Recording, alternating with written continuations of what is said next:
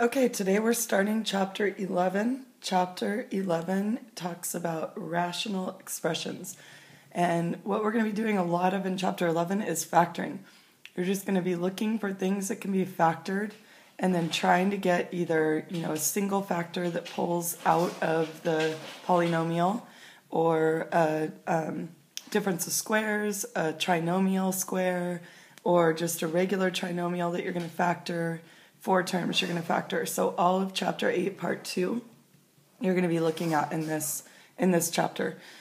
So just think factoring, go review factoring if you need to.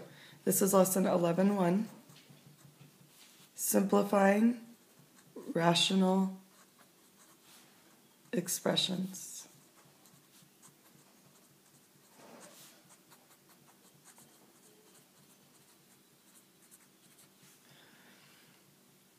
So if you're already good at factoring, this chapter should come together pretty easy for you. The biggest thing you're going to have to really watch for is the difference we've been talking about all year, difference between a monomial versus a binomial, and being able to simplify things and cancel things out in fractions. The rules that go with that are very specific, so just be careful with all those rules.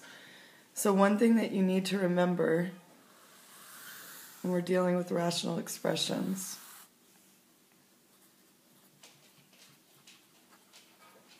is that we cannot have the denominator equal to 0.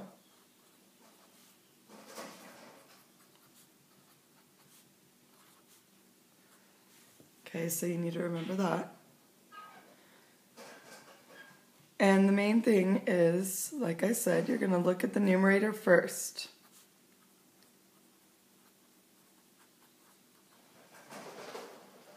Factor it if possible.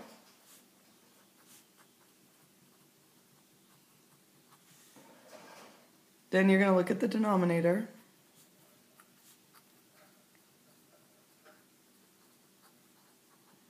And you're going to factor the denominator if possible. So it's like 2 problems in 1 so far. Now there's 2 different types of factors that you're going to be able to look at when you're simplifying rational expressions. So the first is a monomial factor.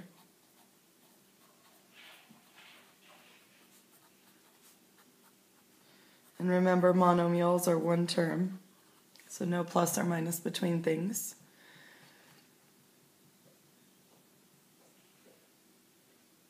And with monomial factors, you're going to use the rules you've already learned in the past.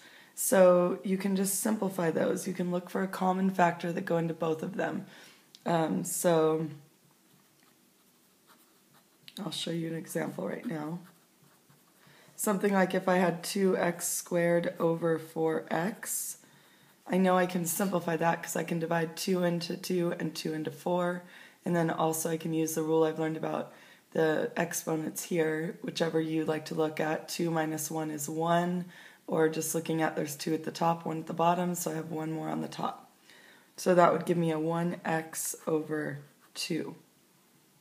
Okay, that's simplifying monomial factors. Sometimes you're going to have a combination of monomial factors and binomial factors, or even trinomial factors, but that's very rare, that are going to match up. So with the binomial factors, this is where you need to be careful. This is where things are a little bit different, but we did talk about it when we talked about the quadratic formula last chapter in chapter 10, and we were talking about simplifying those quadratic formula problems where you had the square root that didn't break down all the way. So with these, you can only simplify them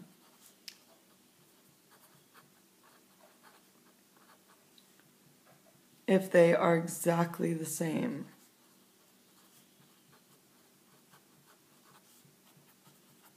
So if they're exactly the same in a fraction, then you can cross that out and make it a 1. So something like x plus 2 over x plus 2.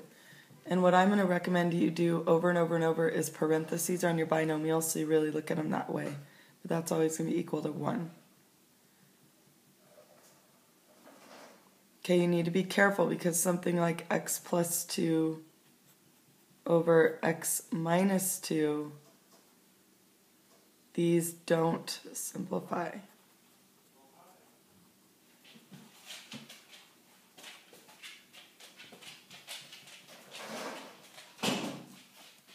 Okay, so let's look at a couple examples so you can kind of see how this works, the difference between monomial factors and binomial factors. Monomial factors, you've been simplifying for a long time. You just have to start to be aware of the difference of the two and just keep using the correct rules for the monomial factors. So example 1 says to simplify, be really aware. I notice some of you are getting confused about when you're solving and when you're simplifying, even with the quadratics. If it tells you just to simplify something, you're not coming up with an answer. You're just coming up with a simplified version of that problem. And so if it tells you to solve, that's when you should have equals something. And in the case of the quadratics, equals 0 is what you're always trying to get. So just be really careful about what you're being asked to do. Okay, first example, 6x plus 12 divided by x plus 2. So you're just going to follow what we just talked about. The first thing you want to do is you just want to look at the numerator. And if I look at the numerator, I notice that I have a common factor that can be pulled out of that. Then you look at the denominator, and is there anything that you can do to factor that?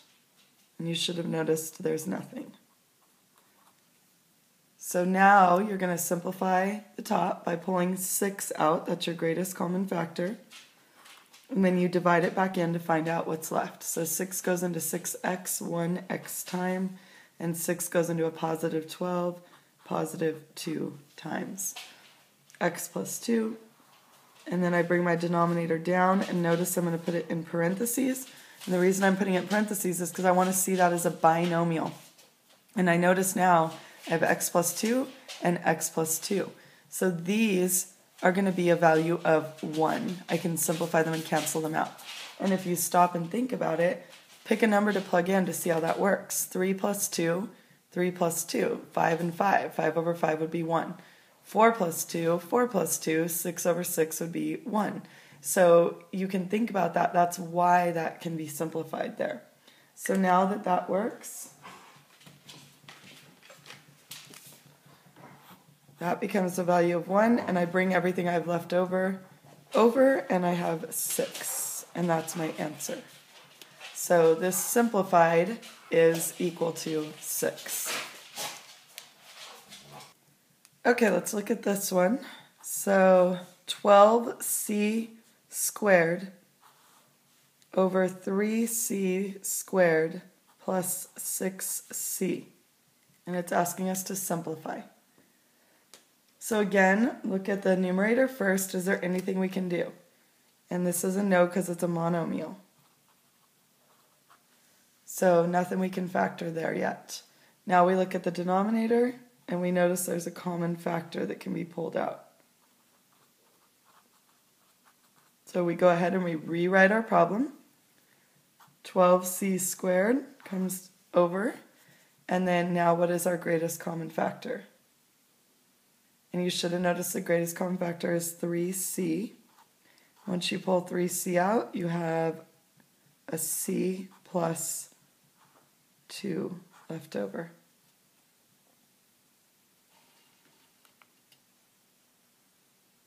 Okay, now this is where you have to look. I have monomial factors that can simplify. So this is the part that you're going to focus on, right there. There's no binomial factor of c plus 2 that can cancel, so I'm only going to look here and simplify that. Okay, so off to the side if you want, just so we kind of see.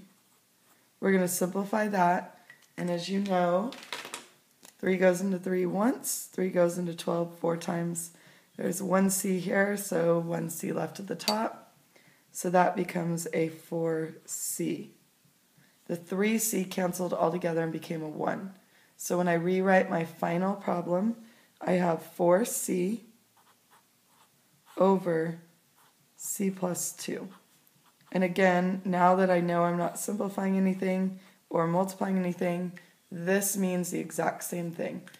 You can use the parentheses when you're simplifying just to make sure you keep those binomials together. But you don't have to have them in your final answer if everything is distributed to it and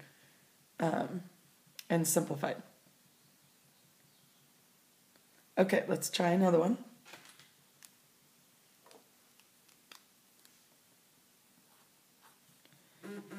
(15b) over 25b squared.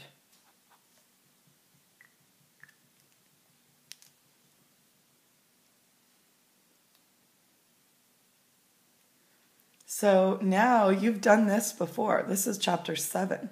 And I just wanted you to see an example of that because I wanted you not to forget the rules you already know about chapter 7.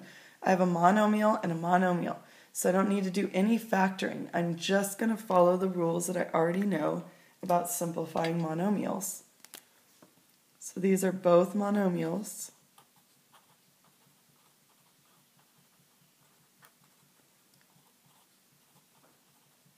So you're just going to simplify by dividing common factors into everything. So I have 15b over 25b squared.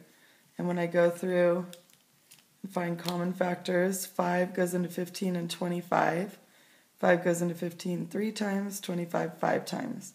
B becomes a 1 here, and one of them goes away there. And then I just write my simplified answer, which is 3 over 5b, and I'm done. So don't overthink these now because you already know these. Okay, let's go on to another example. Now we're going to get into factoring with more than just pulling out a common factor like we did in example 1. So this is example 2.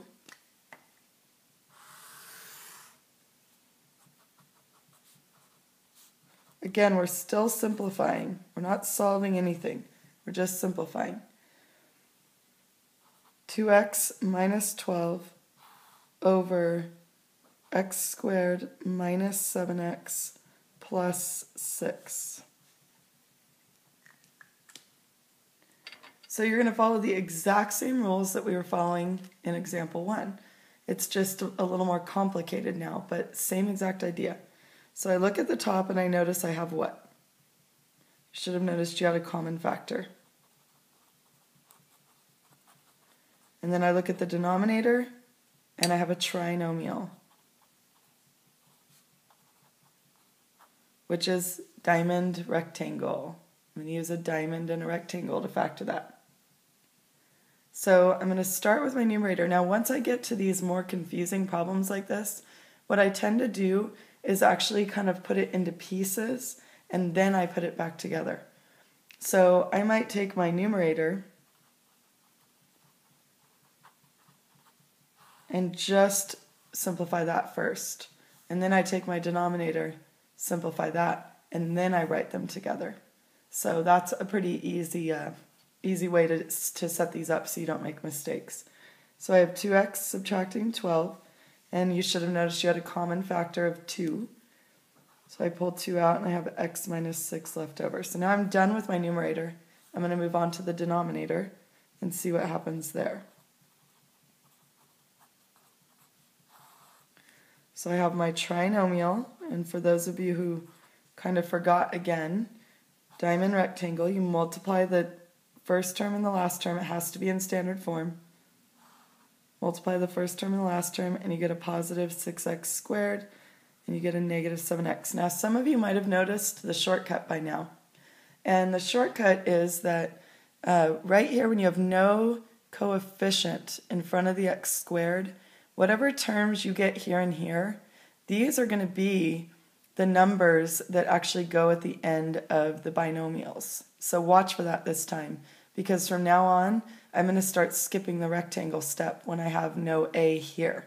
So if you're confused about that, don't start skipping steps. Just keep doing the diamond and the rectangle like you have been. but start being aware of it and start looking for that, because once you get that pattern down, it's going to save you a lot of time with these, and some of these take a really long time. Okay, so I'm looking for something that multiplies to be 6, adds to be a negative 7. Because I have a positive up there, I know I have 2 negatives here. And if I think about it, they're 1 away. 6 times 1 is 6. 6 plus 1 is 7. So 6x and a 1x. Now, the negative 6 and the negative 1 are going to end up back here in your answer. And you're going to have an x in the front. And I'm going to show you how that works in the rectangle, just so you see it. But from now on, like I said, just don't pull the x back to the back with the number. It's the coefficients that are going to end up at the end.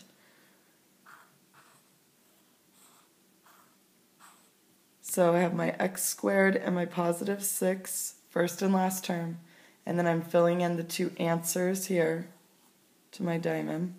So negative 6x and a negative 1x. I have diagonal negatives, so I know I'm pulling a negative term out with each of them. So this one ends up being a negative 6 and an x. This one ends up being x and a negative 1. If you notice, there's your negative 6, there's your negative 1. It's because there was no coefficient there. That's the only time that works.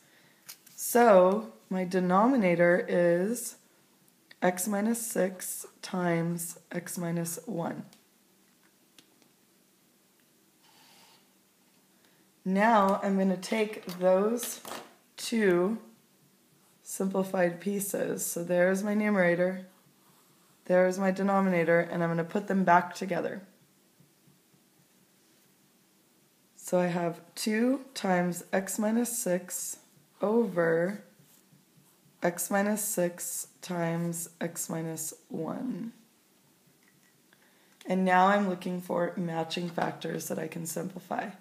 And by now you should have noticed that you have an x minus 6 and an x minus 6. So I bring what I've got left over. I have a 2 and I have x minus 1. And because there's nothing multiplying to it, I can drop my parentheses. So my answer to this, when it's simplified, is 2x minus 1. Or sorry, 2 over x minus 1. Okay, so just remember this, and I actually told you about this when we were working on the quadratic formula, but I just want to give you a reminder. With the binomials and the trinomials,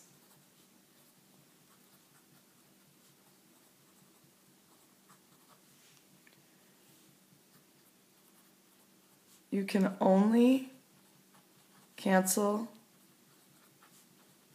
a factor of every term. And what this ends up being is those common factors that we're pulling out. Like this 2 would have been a common factor if we'd also had a 2 here. So that's what you're looking for. You're looking for things that are going to be exactly the same, or if they're monomials or a common factor that was pulled out, then they can simplify further.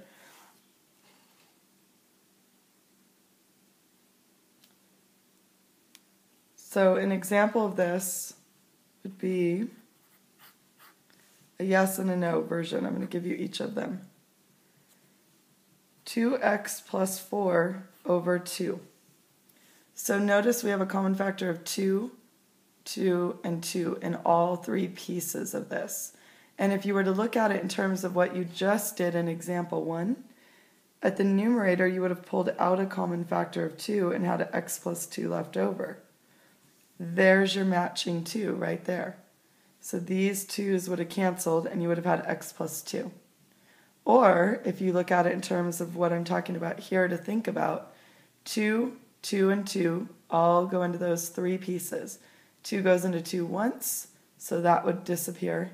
2 goes into 4 twice, there's my 2. 2 goes into 2 once, and that would disappear, and you'd still end up with x plus 2. An example of when this does not work, and this is where it tends to cause people trouble, something like that. I don't get to just simplify those 2's. And the reason I don't get to simplify those 2's is because this is a binomial. I need to have a common factor in both pieces of it, and I don't. If I wanted to simplify that, what I need to do is split it into pieces. 2x over 2 plus 1 over 2. Then I could simplify the first part, but not the second part. So you need to be very careful with the denominator here and simplifying. Cancel everything if you're going to cancel, otherwise you can't with that. If you have more questions about that in class, let me know. Okay, let's try another example.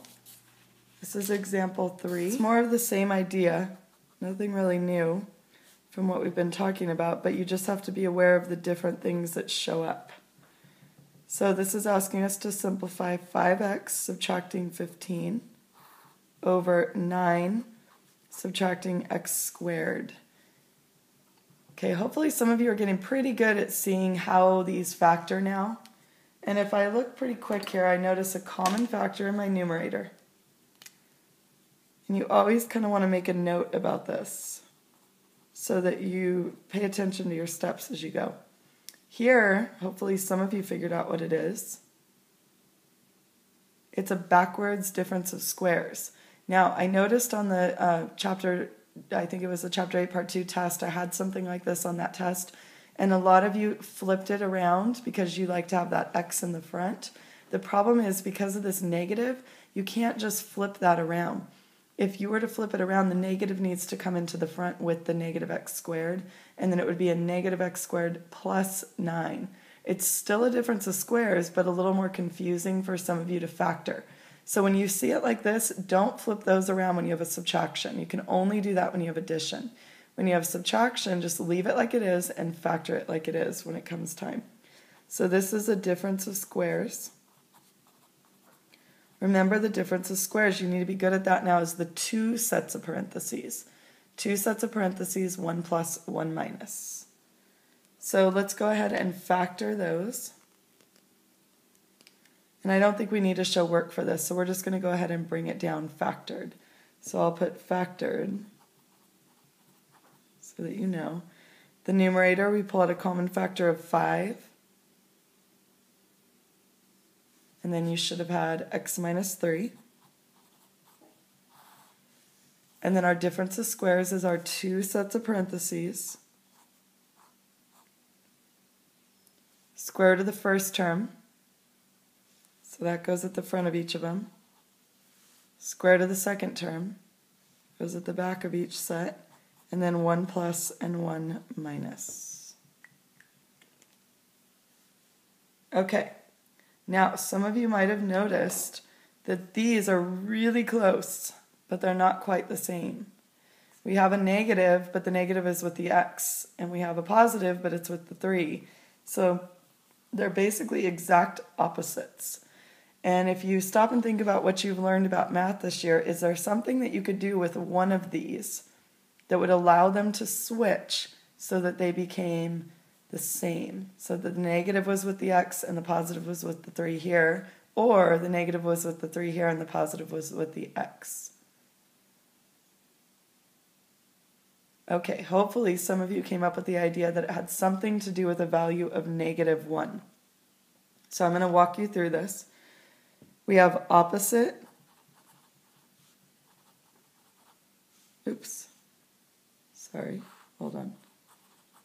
opposite signs for both terms. So we're looking at this term right here and this term right here. Okay, these are what we're going to try to fix. So I'm going to take the x minus 3 at the top here.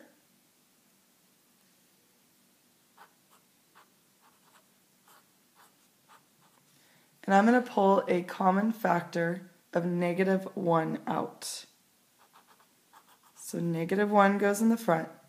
Now that I pulled a common factor of -1 out, I should switch the sign of each of them. So I have a -x, +3. I don't get to lose this common factor of -1 now. I have to keep that there. But I can use commutative property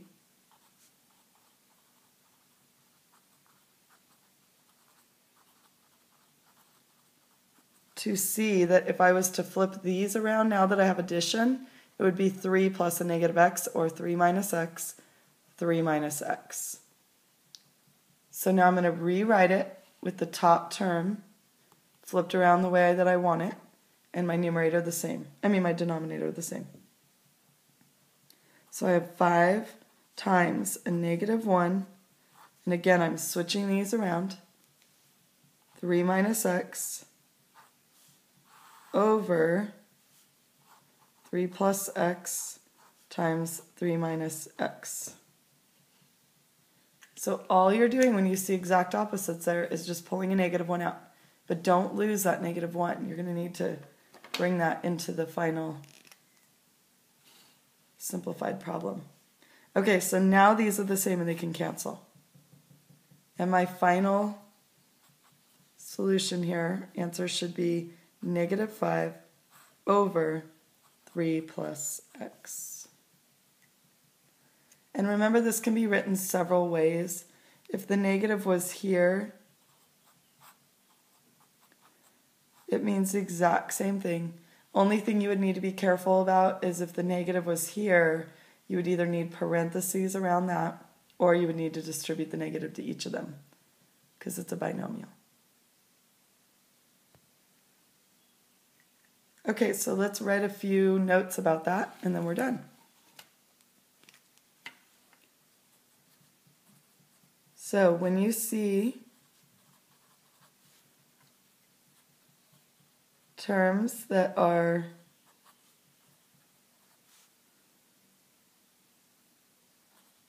almost the same,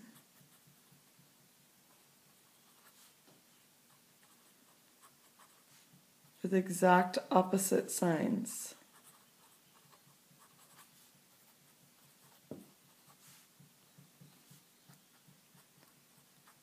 pull out a common factor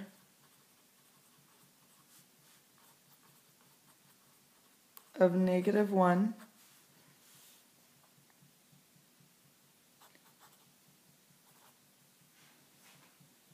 the signs will reverse. And remember, you're only doing this to one of them.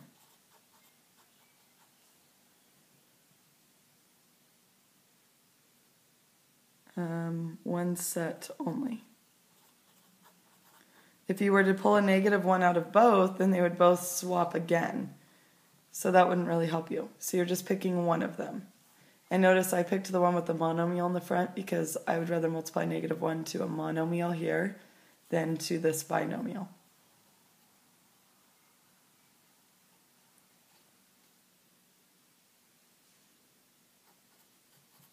Now they should match.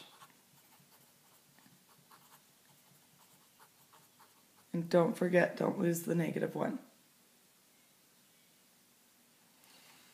So now you're going to simplify.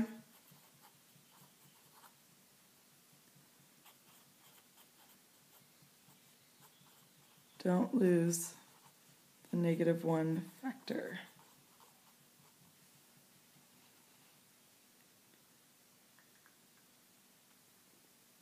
So this is the end of lesson 11.1. You're going to see several different types of factorable problems. You just have to remember trinomials, use the diamond and rectangle, or the shortcut if you know it by now. You'll sometimes have trinomial squares in there. Difference of squares, common factors. Those are the 4 main ones you'll see. And then of course every great once in a while there will be 4 terms, and that's where you just use the rectangle only. See you in class.